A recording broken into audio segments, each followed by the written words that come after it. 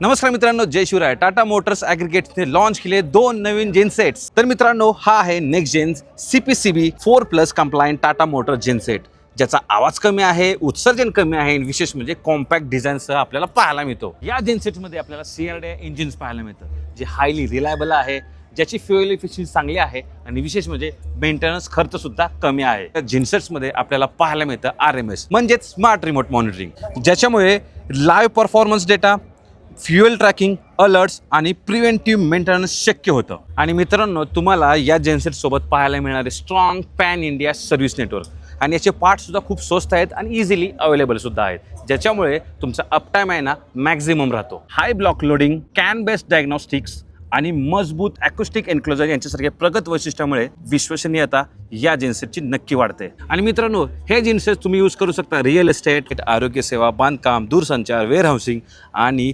Rental application सारख्या क्षेत्रांसाठी. तर मित्रांनो, हा आहे 15 KVA रेटिंगचा जेनसेट. याच्यामध्ये 700 CCचं न्यू इंजिन पाहायला मिळतं, जे 2 सिलेंडर आहे.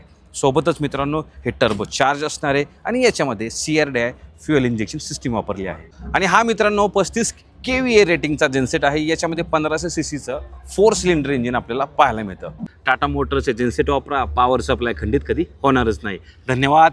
जय महाराष्ट्र.